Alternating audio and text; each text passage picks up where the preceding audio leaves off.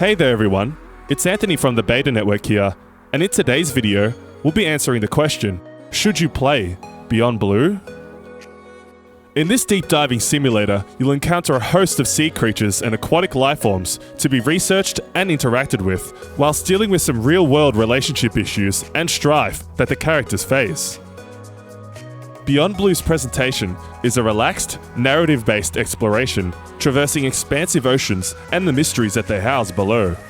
The core gameplay loop essentially involves receiving assignments from your research team, then examining a specific area, environment, or marine animal. Pretty straightforward. You'll mostly be scanning things with your high-tech gadgets and collecting biosamples for analysis.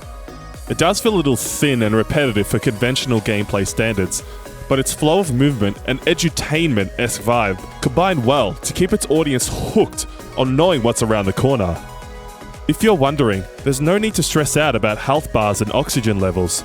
Air is constant, and any attempt to run into a predator, like a shark for instance, will just result in your motion being slowed.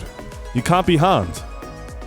This game isn't anything like Tripwire Interactive's Maneater, where you need to actively fight off enemies and threats. It's more of a slow and methodical glide through the ocean, learning about its real-world inhabitants and soaking in the tranquil atmosphere.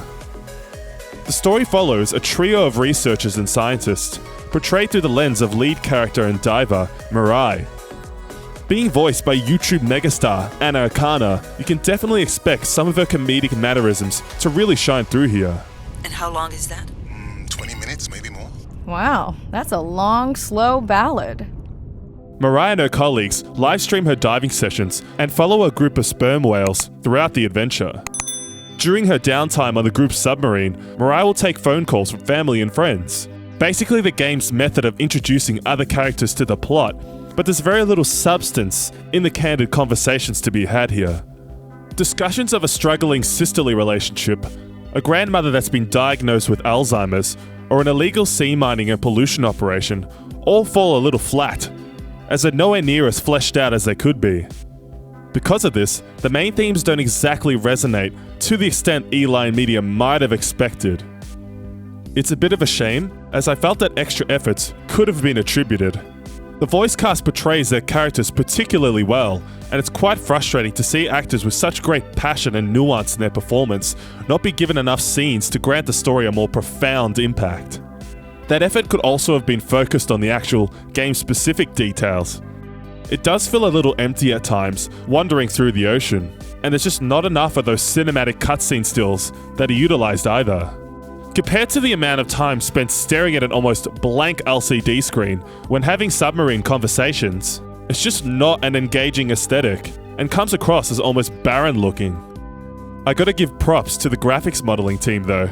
The level of details in the animals' textures could almost fool a passerby into thinking you're interacting with a David Attenborough Sea Life special. Beyond Blue would look really sweet in VR, with a first-person mod now that I mention it.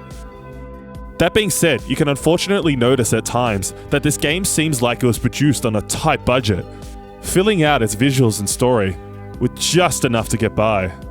It really does start to feel a little hollow the more you progress. The music and sound, much like certain aspects of this game, is very minimalistic in its approach, but actually works in Beyond Blue's favour here. You'll be hearing a lot of mellow, chord-based piano ambiances and pad-based synth sounds when swimming around, and they do sound quite fitting for the tone and setting. On the Submarine Player Hub, there's more popish music with electronic indie-style tunes that are actually pretty entertaining to listen to. Sea creature sounds and rumbles are very true to life and lock in the player's immersion tenfold. Sections of the game involve using replicated animal sounds and such, and hearing the recorded audio and playback is not just super clean sounding and easy on the ear, but also adds an extra layer of education. If you've never heard the noises that whales make in real life, you'll be taken aback, I guarantee. So should you play Beyond Blue? Yeah. If you're a massive animal lover or environmentalist, there's definitely something here for you. For everyone else, I'd have to say, not just yet. Even though the game's relatively inexpensive, you may be left wondering if you received your money's worth. The game leans on the shorter side too, running around 5 hours max. So there's that to consider as well when making your purchase. If you'd like to find out ways in which you can help protect our environment, please check out the link in the description for tips on recycling and sustainable living.